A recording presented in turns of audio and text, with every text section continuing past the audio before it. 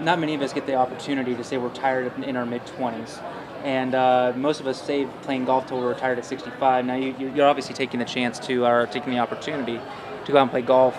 Why golf? How does it similar for you? How do you feel comfortable out That's a there? great question. Why I even picked this sport? I ask myself that a lot. There are a lot of frustrating days on the course, but for right now, I'm kind of just starting, just learning, and this is something that I do want to improve on, and this is something where my friends still can always beat me on the course. So I would like to be able to give them a challenge once in a while, and I guess at this point, when you have that 1, 2, 3 shots, during a round for me, and if I can, use them as motivation to come back, that's really all the reason why I play right now. And we started working with Haney on the Haney project, and hopefully over the next couple months we'll be able to drop some strokes and learn really how to play the game. And going from the basics, from learning the grip and the takeaway and shoulders and your body, and he chopped my swing in half. So pretty much just learning how to ride a bike all over again. Why Hank Haney? Why did that appeal to you at this time? You obviously said that you're done with your swimming career now.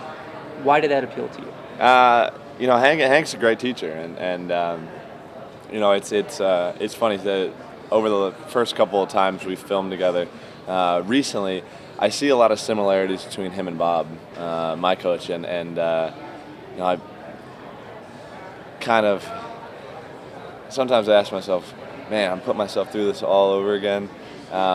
But with the sport, with the sport of swimming, I wanted to do it. I enjoyed it. I wanted to get better, and it's the same way in golf. There are goals that I have in the sport of golf that I would like to achieve, and it's just like everything else. The more you practice, the better you get. And I asked Hank what it would take for me to reach my goals, and he said 5 days a week out there, 5, 6 days a week, couple hours a day, on the range, playing, on the putting green, everything. So it's going to be a long, frustrating road to achieving my goal, but it's something that excites me. Now, do you want to talk about what those goals are? What is your end game here? What are you trying to get to? I'd obviously, one of the things is I want to be able to compete with some of my friends, and I have friends who are scratch golfers, so it's that's going to take a long time, and it's going to be a long process for me to get there. But I enjoy going out and spending a couple hours on the course and just sort of being away from everything. So it's a fun journey, but this is the most humbling thing I've ever done in my entire life, and probably the most frustrating sport I've ever tried to learn. How hard is it to get over that frustration? I mean, many people struggle with that. Obviously, people can play for 20 years and still be a 20 handicap. I'm extremely competitive, and I don't like to lose in anything that I do. So it's been a challenge getting over it, but I kind of try to relate it to swimming and how I was able to become the swimmer that I was. So I just try to sort of work off of how I was able to achieve the things that I wanted to in swimming and try to apply it to golf. Is there a lot of similarities on the mental side of it in terms of how disciplined you have to be? There are.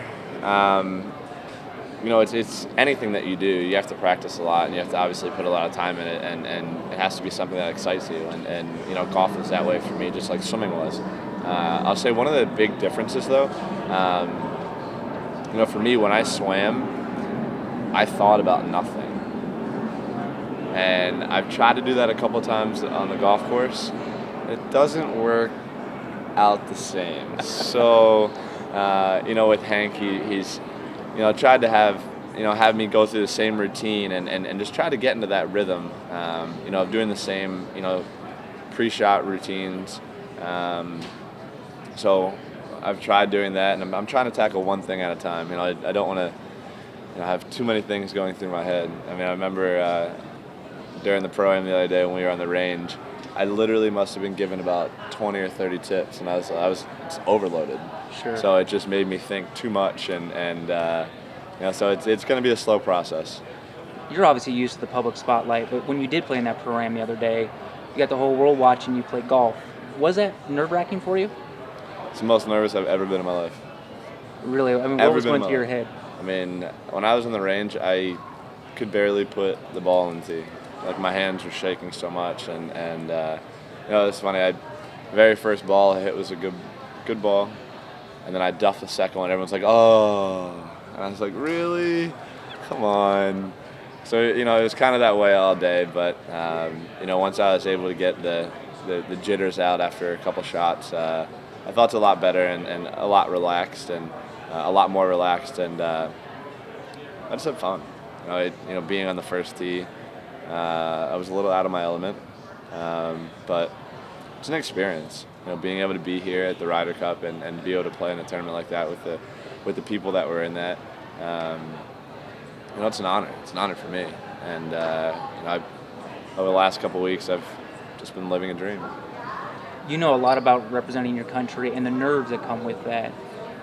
This week, obviously, you got golfers representing their country. Can you give a little insight as to what does go through your head when you know that the weight of the country is on your shoulders? I'll say one of the coolest things that I've really experienced has been, feeling the support. That our country is behind us in everything that we do, everybody. And, for me, I was never able to really compete at a big meet on American soil. There's never a World Championships, never Olympic Games. And these guys are playing in the Ryder Cup on American soil. Like, the support is going to be crazy. And, just go out and have fun. And we're supporting them in everything that happens. And just wish them the best. Now, obviously, you're a very competitive guy. You like to compete. You like to compete against your buddies. Are we going to see you show up in any kind of amateur tournaments, pro-ams? After this pro-am experience, are you going to show up in other ones? We have a couple things in the works, but I think over time I'd like to play more and more and just get out there and be able to play with these guys.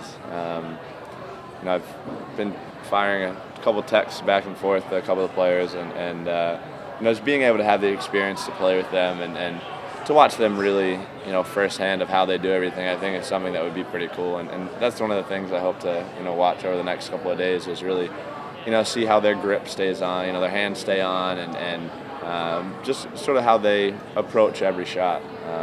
I'm a very visual learner, so, like I said, these guys are the best in the world. Is there any particular course out there you would love to go visit and play on, even if you shoot 200? Is there a course that you would love to go and play? I mean, I have a plaque of top 50 courses, so I want to hit all those courses. I obviously would love to play Pebble, St. Andrews, Pine Valley. The list is endless. There are so many amazing courses in our country and all over the world, and just the opportunity to travel and have fun. That's what I'm doing. Do you see yourself, staying with a company like Omega and obviously continuing to stay involved with golf? The 16 Olympics are coming up. Talk about the relationship you have with Omega and what that means to you moving forward. Time has always been a very important part of my life. So, I've been able to work with the Omega family for a long time, and one of my first sponsors, and I love it. The only watch I've ever worn. It's just something that fits. It's very comfortable. They have so many different styles, and hopefully we can continue the partnership. This has been, like I said, a great member of my family and a great member of my support team, and the future will, whatever the future brings, I'll be ready. Now, you mentioned time. Obviously, it seems like you're filling one void with another with golf. Do you see yourself continue to play 5, 6, 7 days a week? I'm going to get out as much as I can. This is, like I said, something I really do enjoy, and this is something you can play forever. I can play until I'm 70 years old, and still enjoy it. So, just being able to get, like I said, get outside, get on the course, be away from everything, tuck my cell phones in my bag, and just go out and play and have fun. That's what I enjoy the most, and I think I'm gonna have a lot of cool experiences over the next couple of years and through my lifetime with golf, and that's something I look forward to. Now, I know you met Michael Jordan for the first time the other day, and he's been kind of an American ambassador here at the Ryder Cup. Could you see yourself being an ambassador at the Olympics for the golf team there? I would love to. That would be an opportunity for me, a great opportunity for me. Michael Jordan is, in my eyes, he's the king. He's the best. Being able to meet him the other day, I'm still like a kid in a candy store. That was the coolest thing in the world. Being able to meet someone you've looked up to for so long, and I mean, I've looked up to him for 20 years. Just what he did to the sport of basketball and how he changed it. That was something I always wanted to do in the sport of swimming. So definitely a legend and an icon and an idol of mine.